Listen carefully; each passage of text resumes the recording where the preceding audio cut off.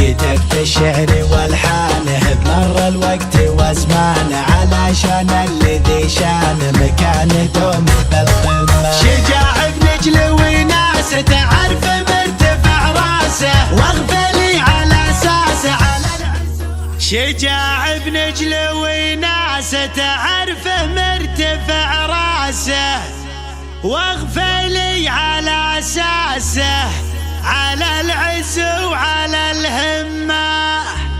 بني خالد يعرفونه رجال ما يخلونه، لو ان الموت من دونه يعزونه بني عمه.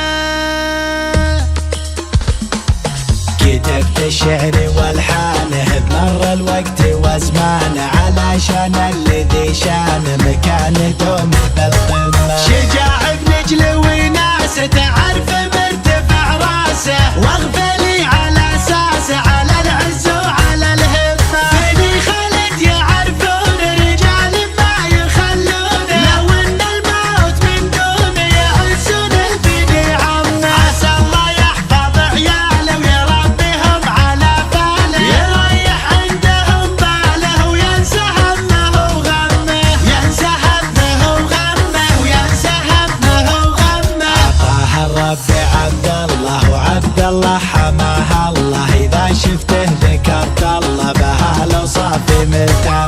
معه عبد العزيز اللي بطيب الوصف متعلي، كأنه نجم متعلي لابوه عز عين امه. بعد ما طالت سنين رزقها الله منى عينه، بطفله كلها زينه ومن لحمه ومن دمه، وسمى طفلته رحمه مثال العطف والرحمه. من اللي يملك الرحمه كلام يلحق الذمه، كلام يلحق الذمه، كلام يلحق الذمه. وانا رددت بكلماتي وجبت الشعر وابياتي، وجيت وجبت نغماتي نزف الشوق والضمه. نبارك للي ذي نار تشب وفاتح داره، شجاع ودام مقداره عزيز وفوق بالقمه، عزيز وفوق بالقمه، عزيز وفوق بالقمه. كتبت الشعر والحانه بمر الوقت وازمانه، علشان اللي ذي شانه مكانه دوم